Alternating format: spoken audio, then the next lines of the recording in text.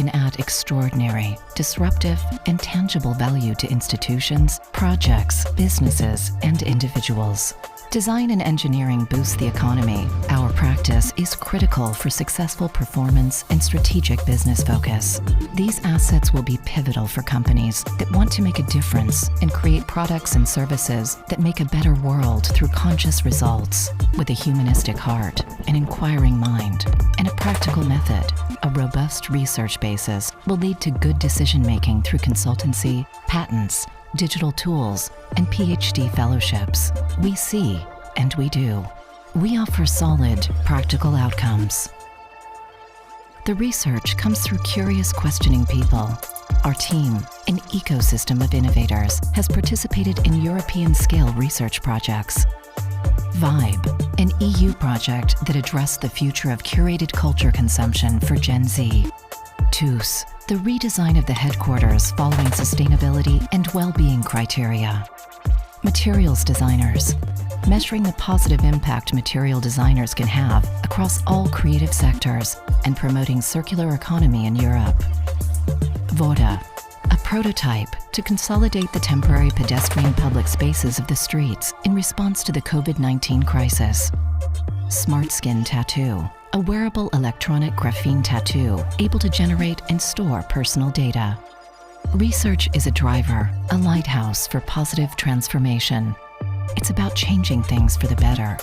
It's a roadmap for a tomorrow that's inclusive and respectful. At Elisava Research, we see futures, we measure them.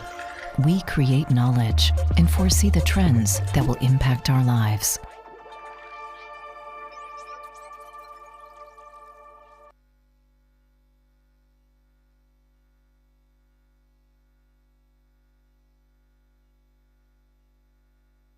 Elisava Research is the research and development center of Elisava. We have one research group that is officially recognized by the government of Catalonia. We have research labs that are trying to transform themselves into a research group. And we also have Temps de Disseny, which is a scientific journal. Actually, this started in the 80s, and now in the last year has become even more scientific. We have open access version, and it's accept on any topic related to design. And last year, it was actually recognized to be Q1, so it's growing, and actually we are going to have a big changes coming in the next month. So we're going to publish more issues, and you will see also more changes. So, and this is a diamond open access, so there is nothing to be paid in terms of fees and the PC fees. So I said we have one research group that is quite multidisciplinary, but then we have research labs on design for city making, food design, engineering for health, and design for well-being, or material designers. Maybe we'll have even more in the future. This is just a selection of projects.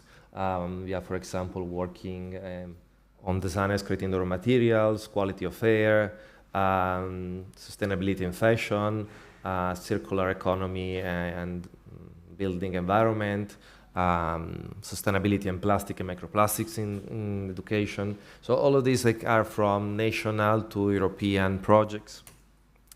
We are more, for example, for engaging youth with museum and cultural production, public furniture, also with kids, also with foundations, and also with social innovation in rural settings. But again, this is just a very quick selection. Again, also this understanding designers, working in mobility and skills for digital and green transition.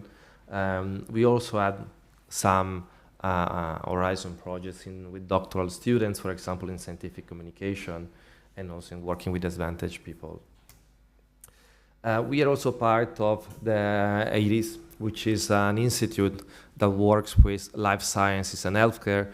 This is actually a foundation with all of these kind of organizations, University of but also hospitals. So we're also working directly with hospitals and researchers working in life sciences and biology and healthcare. And we work providing design and engineering perspective on those. This is actually a very old list of partners because, of course, has grown in recently. But just to give you an idea that, of course, we have been very active international in the last years. Thank you and welcome to Elisava.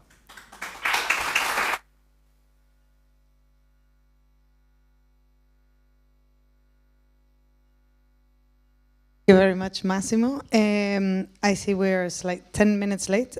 Do we have the streaming going? Yeah. Ah, great. Much rejoice. So we are moving on to an opening speech by TEACH4SD project lead. Please, Jeppe, the floor is yours. You want this or?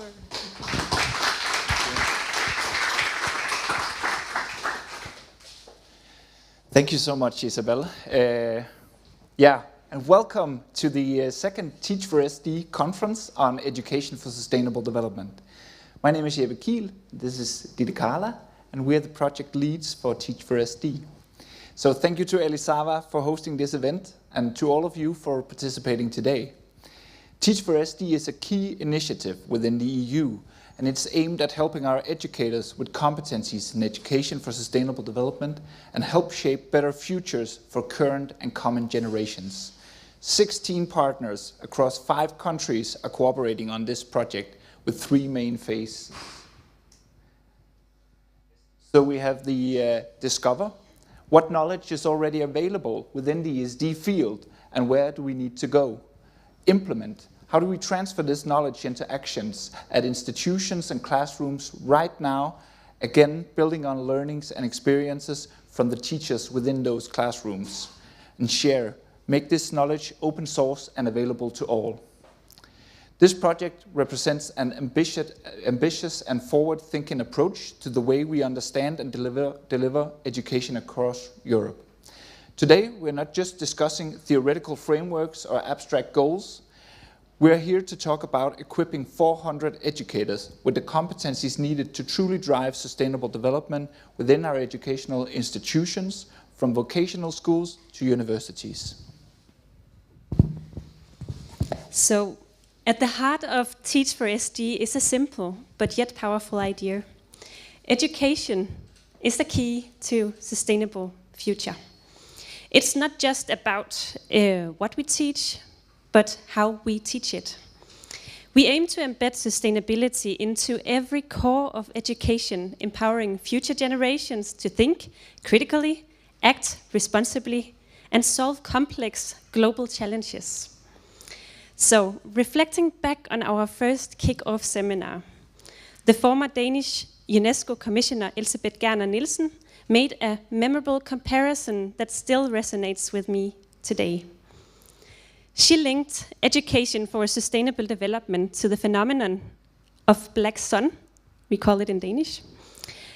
It's the mesmerizing display of millions of starling birds dancing in unison over the Danish marshes. So imagine these just forming beautiful formations.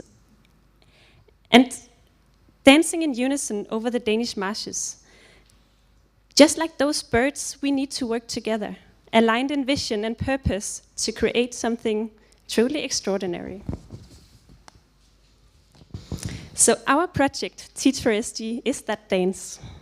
It's about millions of actions, small and large, across Europe and beyond, aligning to form a collective impact. And each of you here today plays a vital role in that formation. The decisions we make, the knowledge we share, and the action we take will determine whether this dance leads to meaningful, lasting change. We have high ambitions. Sustainable development isn't just an add-on or a side project.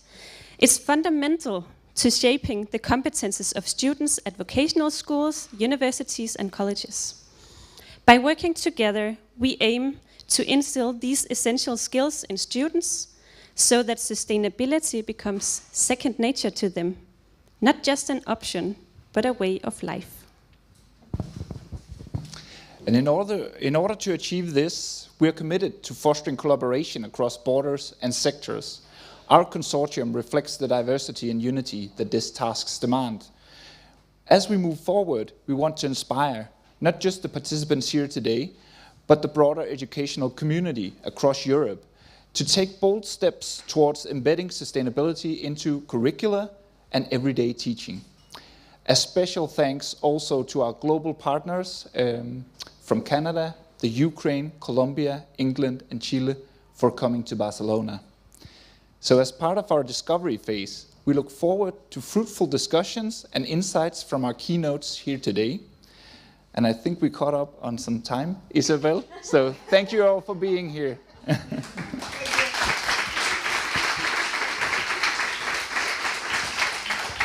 Best news ever. So we're moving along. I would like to invite to the floor Susanne Nielsen. Great.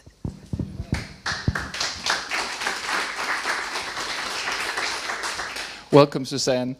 And now we officially open the third ESD talk with the title, Greening Responses to Excellence. Do you want to sit here or do you want the mic? I think I start standing. You start standing, Maybe okay. I fall and then I sit. Okay. So this talk is part of a series of talks hosted by the context of this project. So for the next 4 years, TEACH4SD will perform 4 of these ESD talks a year, where we explore ESD from different angles. At the last ESD talk, we delved into green skills from the health sector's perspective, with interesting perspectives on both a very on-the-ground experience of implementing the green agenda and a helicopter view on the Pact for Skills. So this version you can find streamed on our website, teach4sd.eu. And today we have Susanne Nielsen from the European Training Foundation. After her presentation, we have the privilege of having a Q&A with you. And for those of you who are online, you can ask your questions in the comments. And for those of you here, there will be mics ready to take your questions at the end. So now it's time to give the floor to Susanne Nielsen. And you're leading the Global Green Partnership, GRETA, Greening Responses to Excellence Through Thematic Actions. And you present your organization, the GRETA Partnership, give recommendations, and some concrete examples on your work on the green transition. So thank you so much for being here today. Let's give her a hand. Thank you. So thank you very much. Thank you. And hello to all of you, the people, the persons behind and in the Teach for Sustainability or Sustainable Development. I have been looking very much forward to meeting you all. And I thank the project, I thank Elisava for the invitation. And when I heard from the Danish partners, when we were having exchanges on where this meeting would take place in Barcelona, and one of them said to me, and Susanne, it's actually taking place at the very Rambla. And I said, no, I didn't say, but I was thinking, no, maybe that's a little bit exaggerating. Maybe they got it wrong. But here we are in this fantastic street at the very Rambla, having a green partnership meeting. I look forward to follow. And I hope what I'm going to tell you will maybe inspire.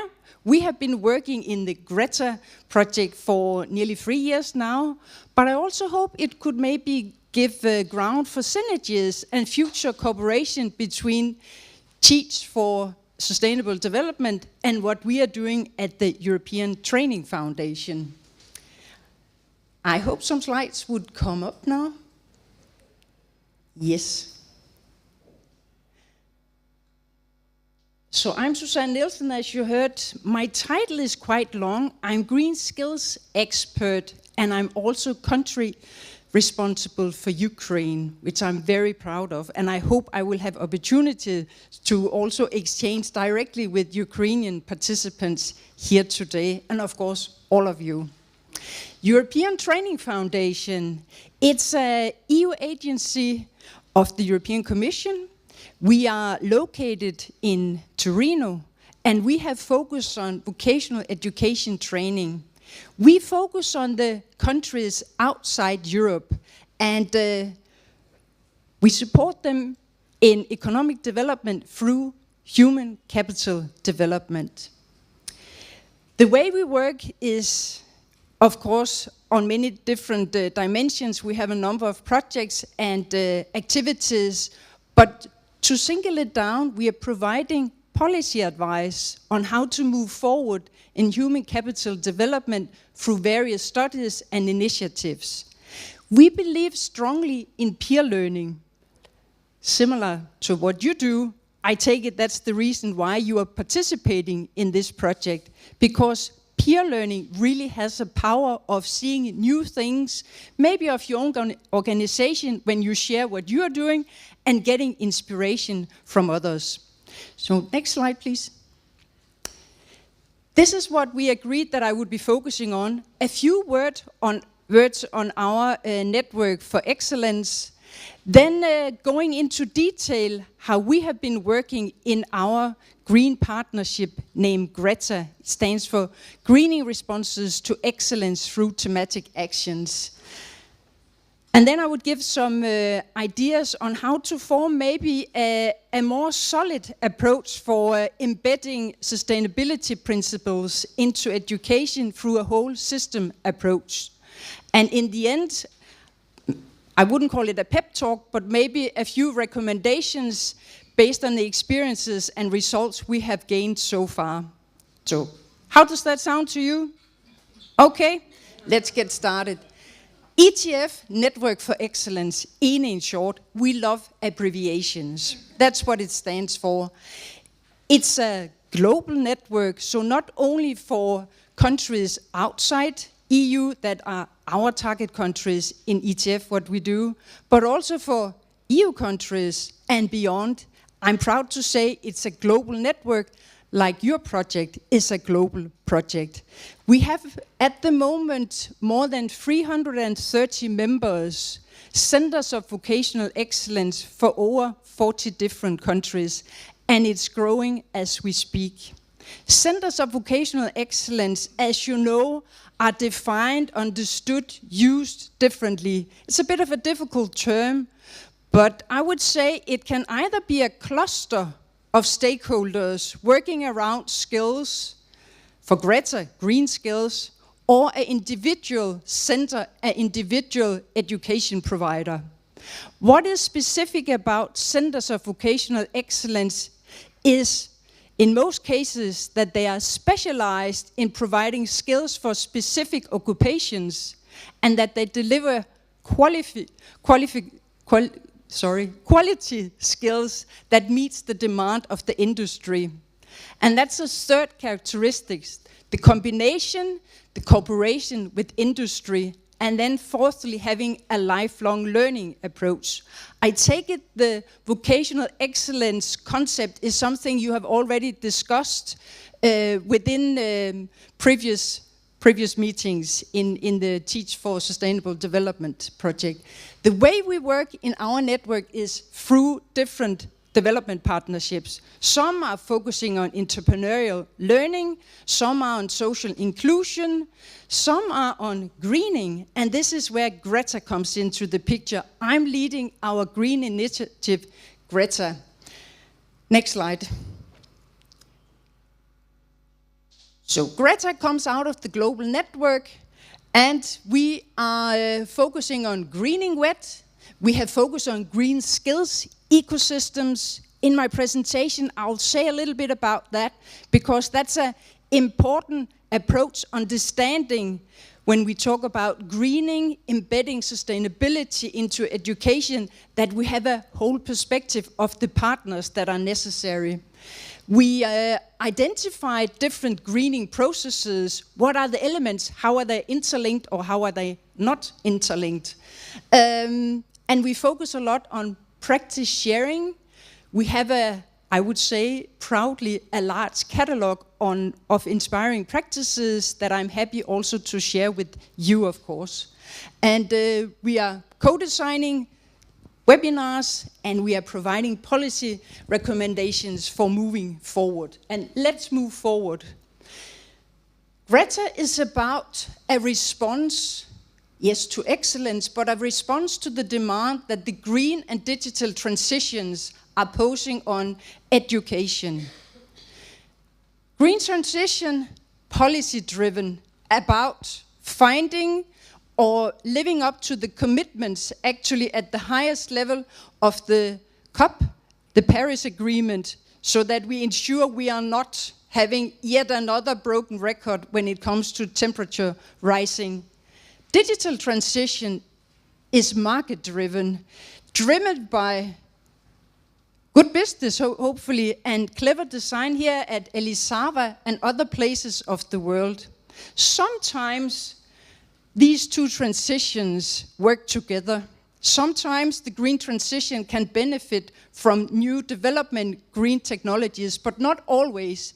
We tend to call these two transitions twin transition, but I would state it's definitely not identical twins. I think this is very important, but both of them has an impact on the skills and the different jobs.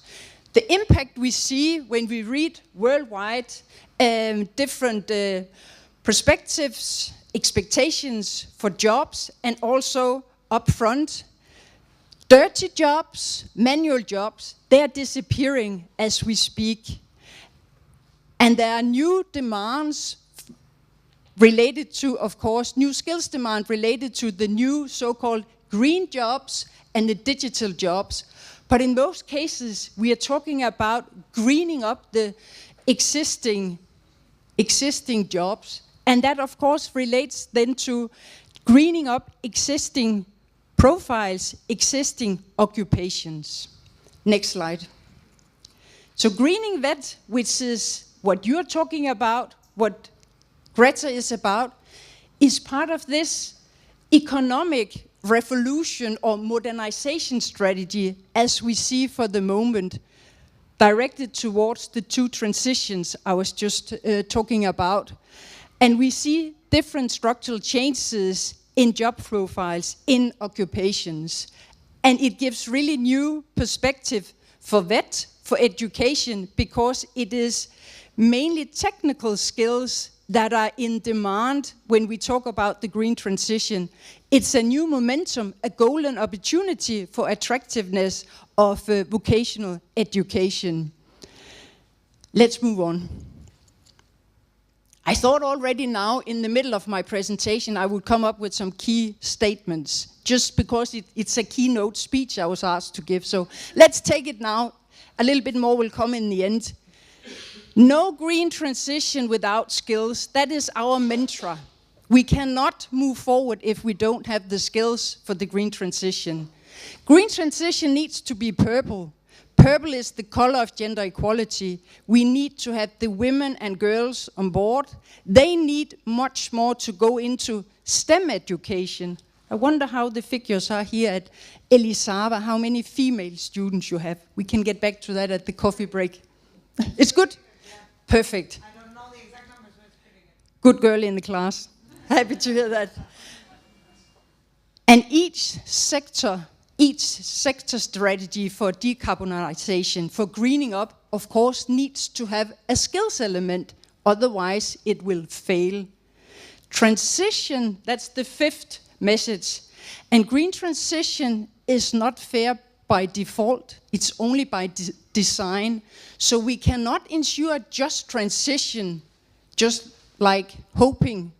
We need to put up policy measures, employment measures for those that are actually affected by the green transition, those that are losing the jobs that I was just talking about. And this is where I think Centers of Vocational Excellence has an excellent role to play in local, regional eco-skill systems, because it is at the regional, local level that the solutions should be found to the green transition, because this is where the green transition takes place, together with the enterprises in a specific region. I hope you can agree to number 5, no transition without international cooperation. We need each other, from the very commitment of the Paris Agreement and down to here today, working together, having a common goal, really to fight this climate change through skills. And lastly, we are arguing at the European Training Foundation that ESCO, the European Skills, I can never remember the correct title, but the ESCO system for classification of occupation skills and so forth is a very good tool for having this common language of skills, profiles, occupations.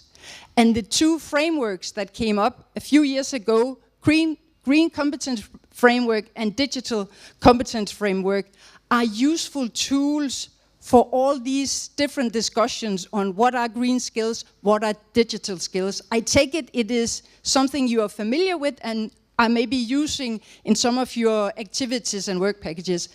I see nodding, let's move on.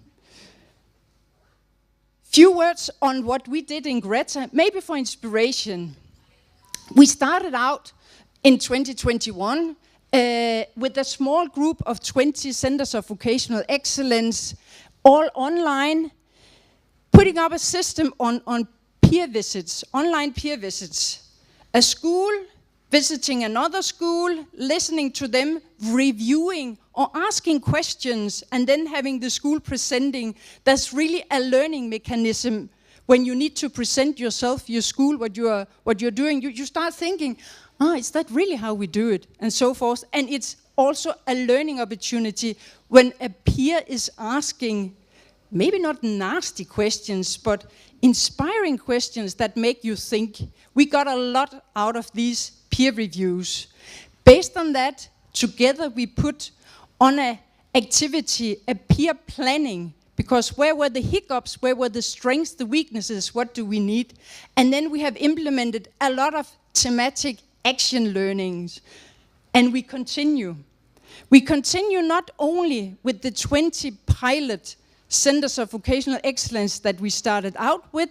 Now it's open for all our members, our 330 plus members, and there's a huge interest because of the green topic. It's hot, it's necessary, but also we can see really this interest and maybe need to learn from each other. We are all a little bit on unknown territory, and it's inspiring to see that advanced, less advanced institutions are talking to each other, having the same questions and learning from each other. That's the strength of peer learning. And I'm sure that you have maybe also similar experience in your project. Let's move on. I think time is maybe...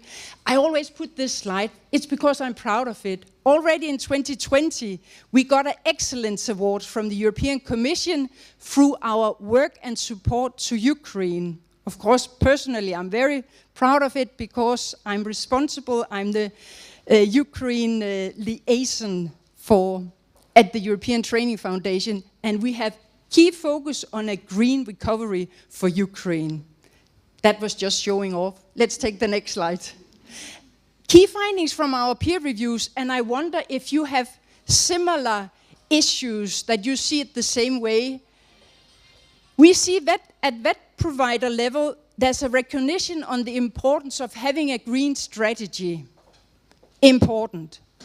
But it's important to take the next steps, to have clear indicators, to have a clear monitoring, to follow up, make adjustments. We don't see that so often. At least at the moment, the first steps are taken in many of the cooperation partners. There's a lot of focus on greening campus and extracurricular activities. That's all good, but it's important that it works in the same way, that it's embedded and integrated in a common strategy for a campus, for a skills ecosystem. We also see some limited development of new training programs. It's more or less the add-on, but maybe it's reflecting a little bit what we are seeing now. It's not so much new green jobs, it's about greening the existing profiles. So that's mirroring a little bit reality. Big problem, lack of qualification of teachers. 3 out of 4 of our members say this is the key barrier for moving forward. Teachers do not have the green competences. And that's of course important to have green continued professional development for teachers to overcome this fundamental barrier. Not always easy to work with external stakeholders. I know that this is a key component in your project. I look forward to hear how you find solution experiences and maybe some golden practices that we can learn from. Finally, it's also difficult to be in an international partnership. It's about having time, seeing that you actually gain something from it. I don't know if you experience, but it's great you're here. Next slide. I think we take next slide.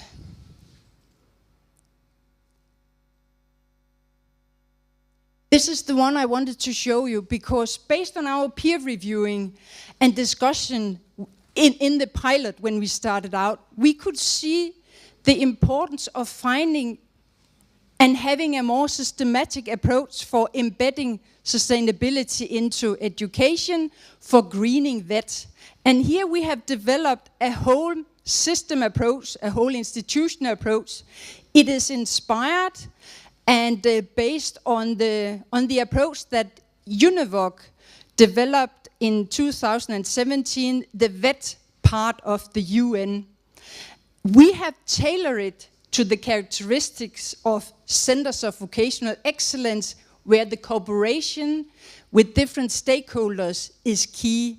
But we state that the elements of training, of strategies, funding, stakeholders, teachers, all needs to work together to have a robust and successful greening to deliver the skills that we need for the green transition.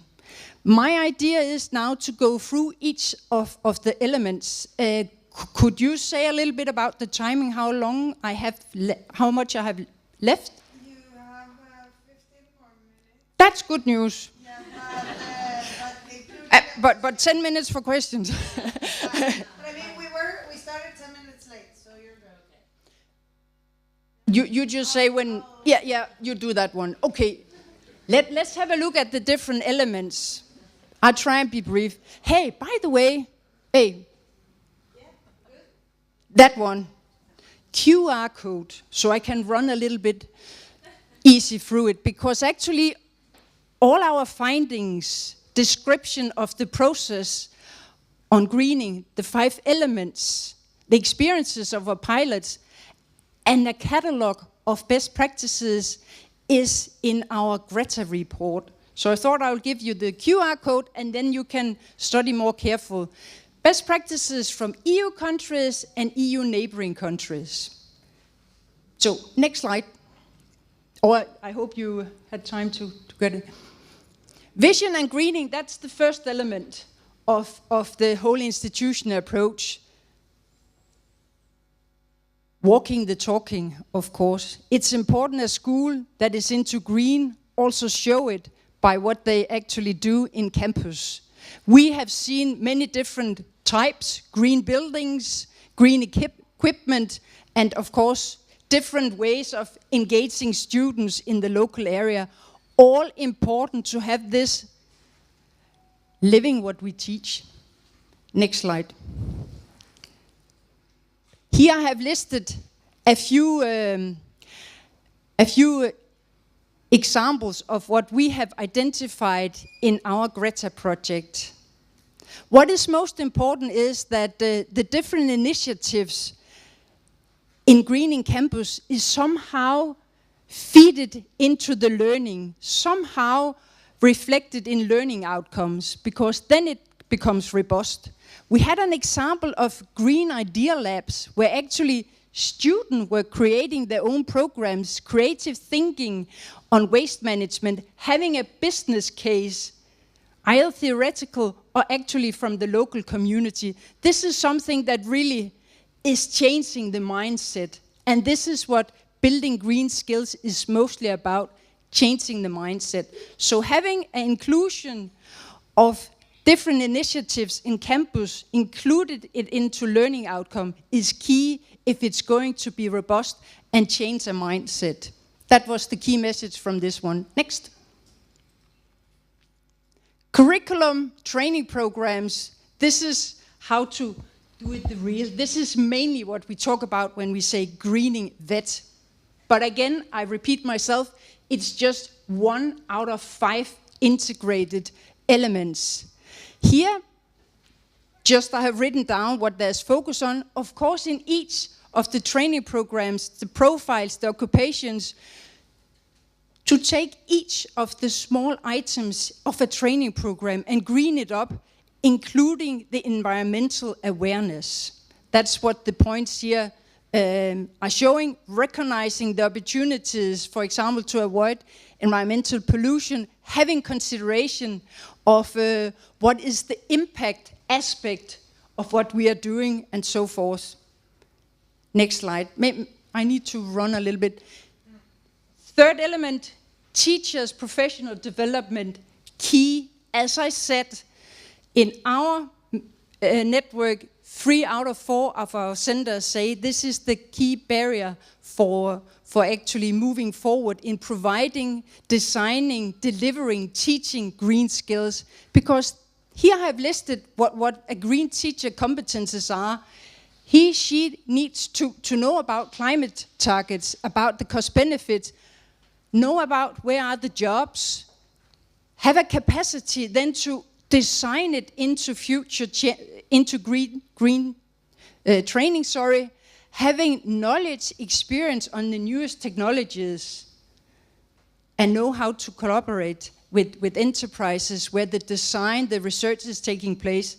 Not easy if you do not have time for it, if there's no incentives, and if there's no provision on continuous professional green development of teachers. Key activity.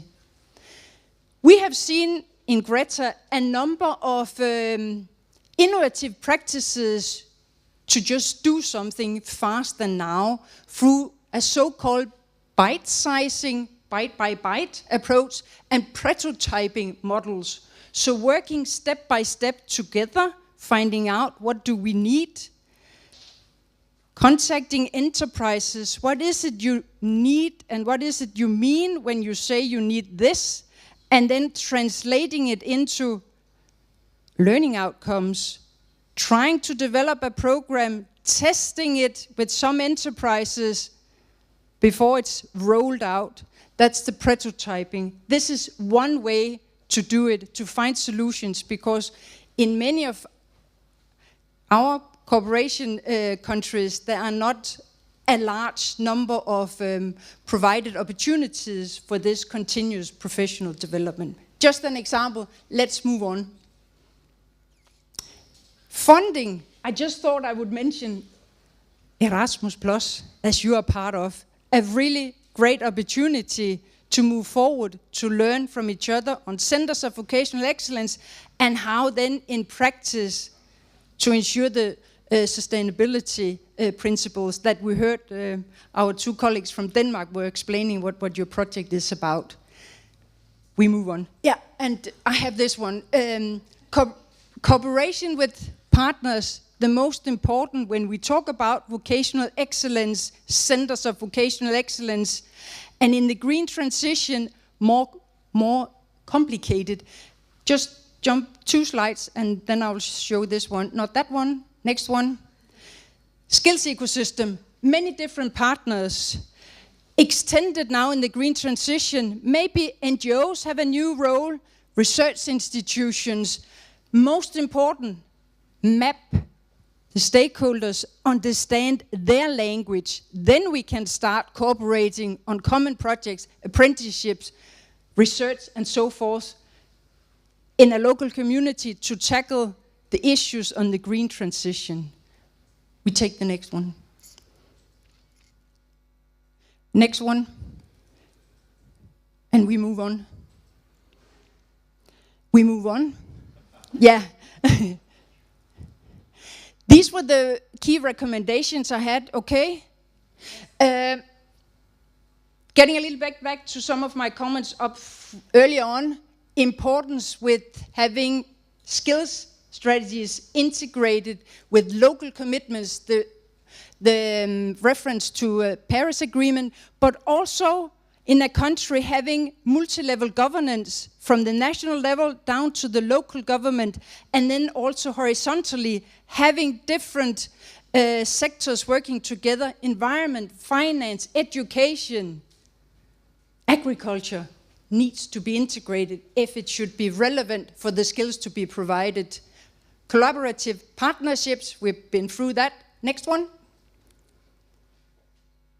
Greater autonomy for vet provision, to have possibility to act fast, change make maybe micro-credentials, small programs that meet immediately the needs of the industry or the local community, empower vet educators, having incentives for engaging in professional training continued. Next one. COVUS. Of course, important when Centers of Vocational Excellence saying we have a green campus. Yes. Ensure that there is a green audit to check, monitor, and then improve over the next 2 years. Financing important, that is actually related to a green strategy. We have outcome-based funding models. This is what we are recommending. Next slide. And sorry for rushing through, but it's all in the report which I provided for the QR code.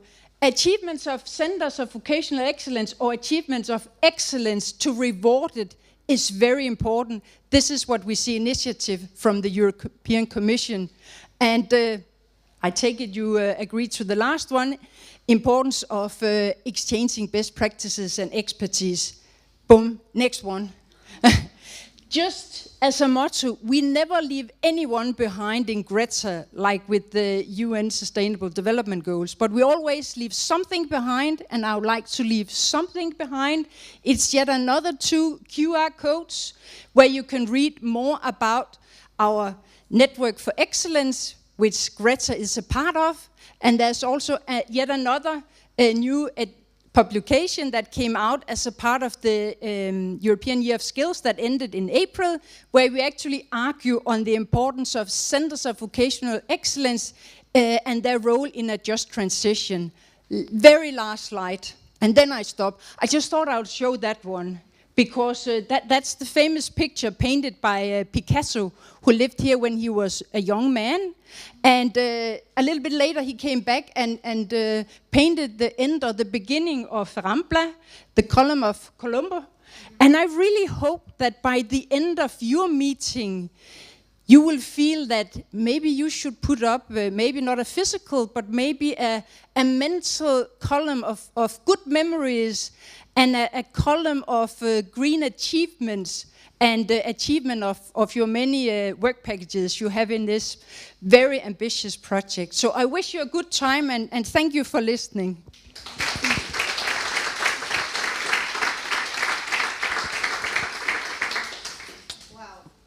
That is amazing. I know we would be able to stay here and ask you questions forever, but we have lunch soon, so hold with us.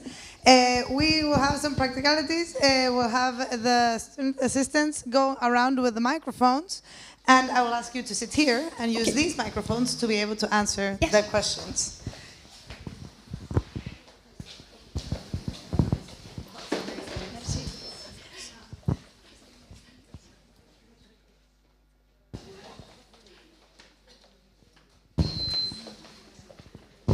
And just another practicality, the streaming session, the streaming session was recorded and is available on YouTube. So we'll be able to go through that again at a slower pace and kind of digest it a little bit and have the QR codes hopefully. And if not, we can share those via email or something. Do we have any questions from the audience?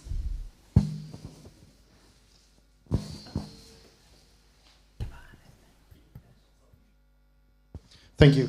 My name is Juri Barko. I'm from Saxion University in the Netherlands. I was just wondering, when you talk about greening, of course it's a very broad terminology, but what does it incorporate? Because when I hear it, I tend to go into the environmental green subject, so to say.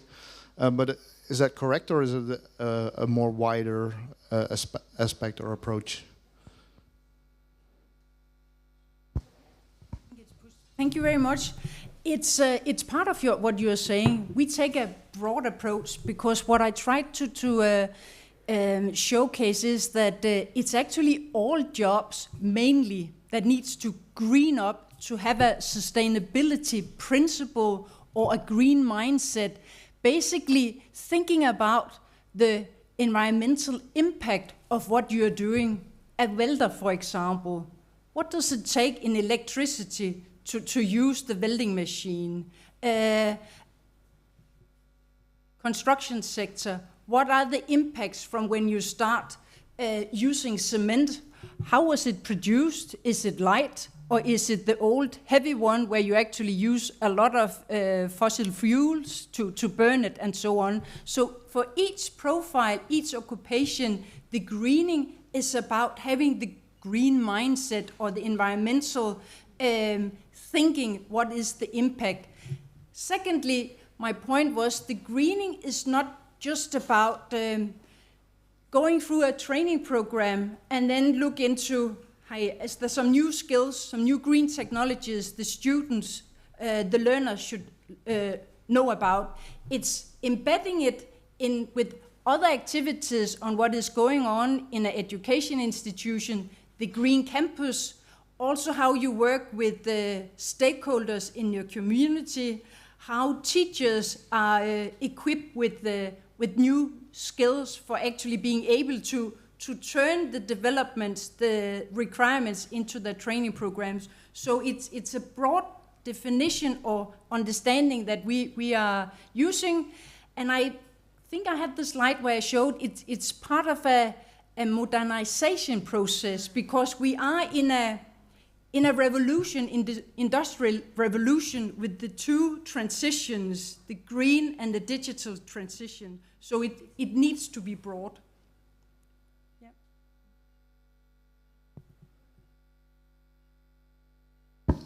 Hello, my name is Jesper. I'm coming from the Central Denmark EU office.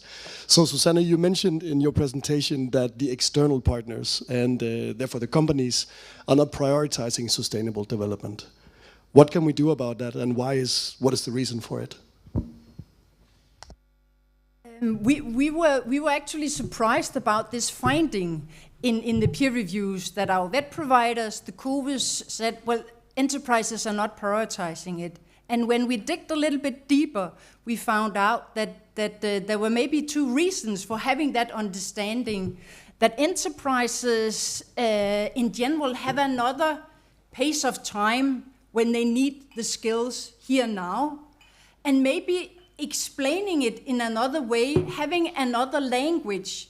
And that's why it's so important to have a framework of understanding, a common language to define what are we concretely talking about when we say the green skills, the occupation, what should the profile look like. And this is where ESCO kicks in, but it's also where other mechanisms are important, like social dialogue, for example, having a kind of broker, a social partner that can translate what the industry needs to the education system, because they want the same.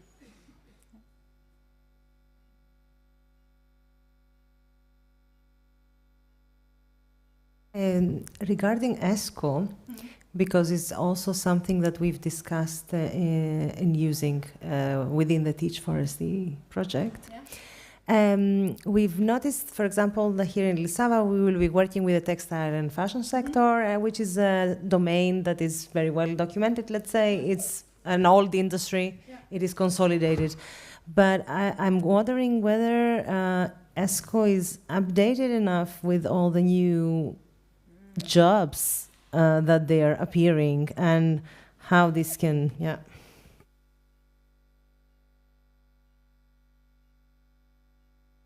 The ambition is there to update it and have actually green skills, green flavor also attached to it. But the problem is, like I mentioned a few times, is the rapid pace of change and time. And I think this is where micro-credentials are coming in a little bit more handy to put up training programs. But still, ESCO can be the common language to be used still. I'm sorry, I have another question. I'm so sorry.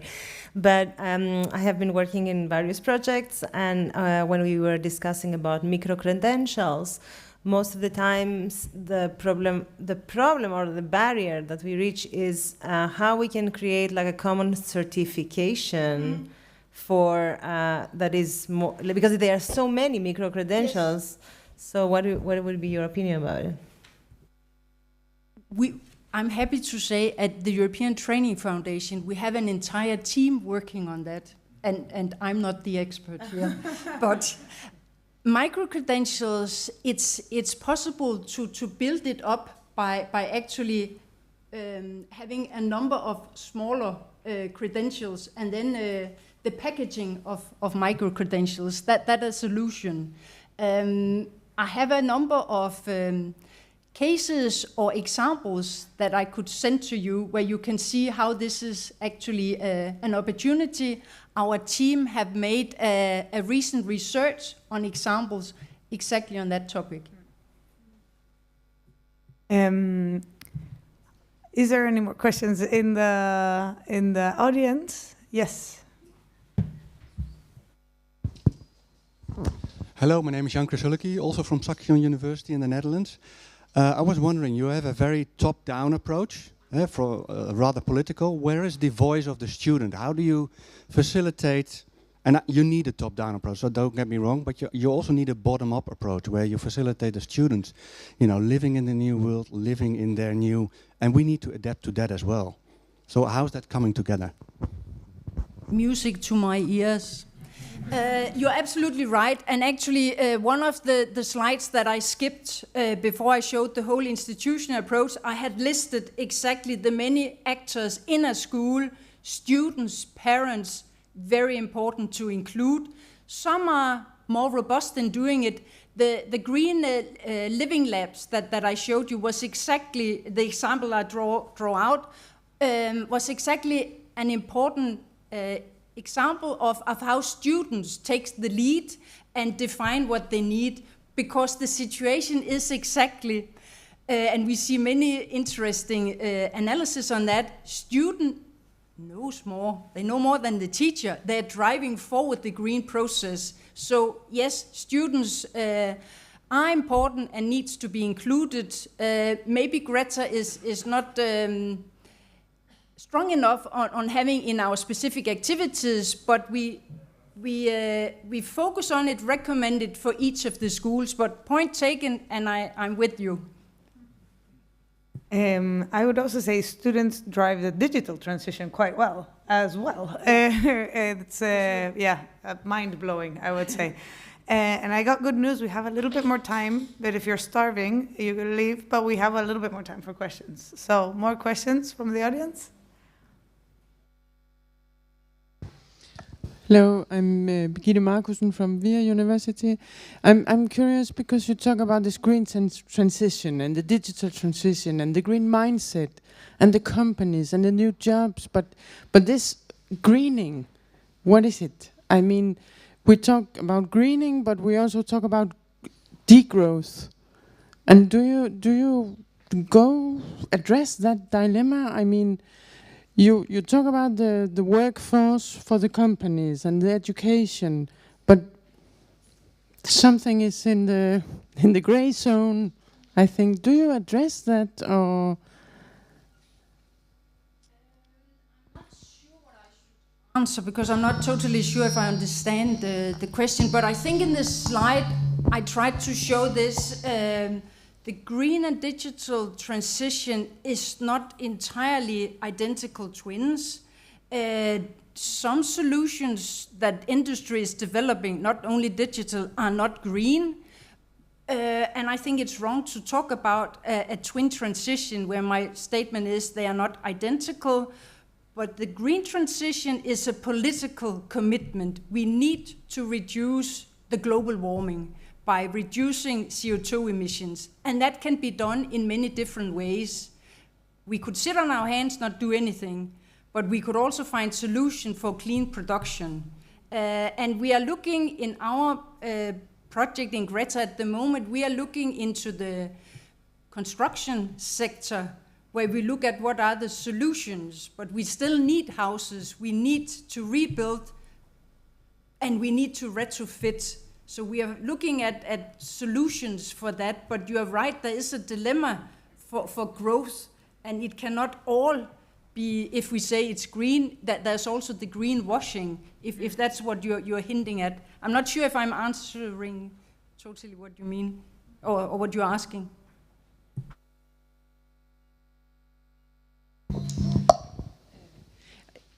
Half, because it's not, I don't talk about greenwashing. It's more like when you talk about sustainability and sustainable development, it's like, is it possible for us to continue to live as we do?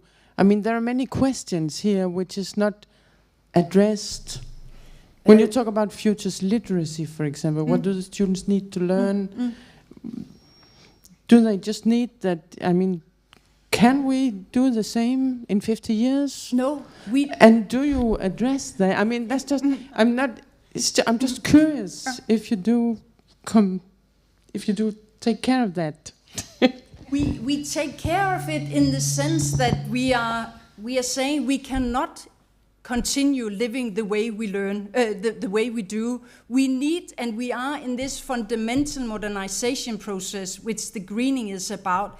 It means from the minute or second we open our eyes, we need to change. We need to change how we live, how we commute, how we work, what we eat, how we exchange ideas. So no, we cannot continue as we do. And that's actually what Greta is about. Seeing what are the needs for change in different sectors, and then arguing, so what are the skills needed? Of course, we don't know the jobs in 5 years because of the technological development, but we are trying as good as we can to look into the future skills. But fundamentally, we cannot continue the way we live and work and study.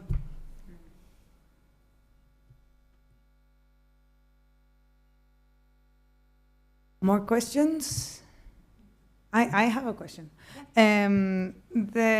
You talked in this pyramid where we're talking about the changing of skills from the manual dirty into more green and yes and no. I think I know where this is going, but I'm also a little bit looking into the digitalization and modernization is also looking back and reinterpreting the craftsmanship and that it's not just it's dirty and not kind of modern, but there were ways of doing that were much better than what we're doing now. It's just slower, maybe, or so. I think I see this. We're moving clean production. We're moving from dirty production to cleaner production. Yes, but maybe it's slower production too, and then we link it a little bit to the degrowth idea that is very politically charged. So I would like to hear your thoughts on that. Actually, what I meant about dirty was the industries that are polluting with the large CO2 emission. That's what I meant, not getting dirty as such. Yeah. Because we actually see maybe also a bit of getting back to the old crafts. I'm with you there. Yeah, yeah. So. Dirty hands with dirt. Yeah.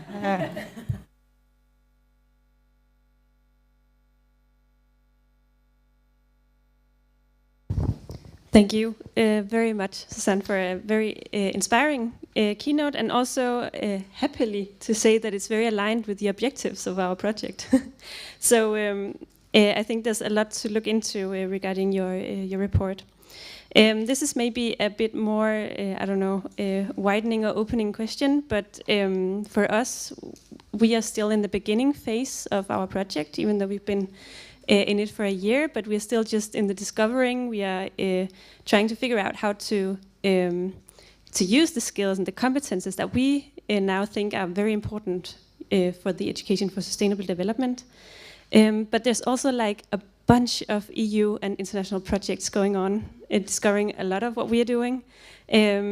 So this is more like, do you have any recommendations for us as a project, but also the partners, individual partners, on how to, to navigate this political system that are just exploding within the green transition and the education for sustainable development?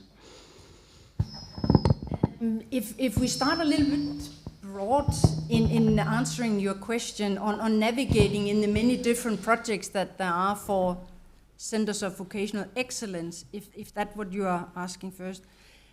Actually, at the moment, the European Training Foundation is working on a contract for the European Commission where we are collecting all the different projects, and we are putting up a website designing so there will be a one entry to the many different activities that are happening when we talk vocational excellence. And here, many of the projects are, of course, focusing some way or the other on sustainability, on greening.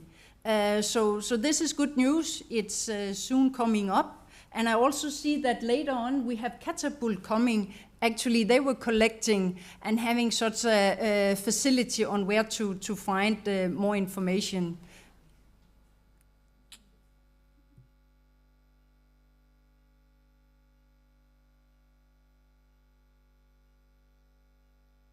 It seems like we're ready for lunch.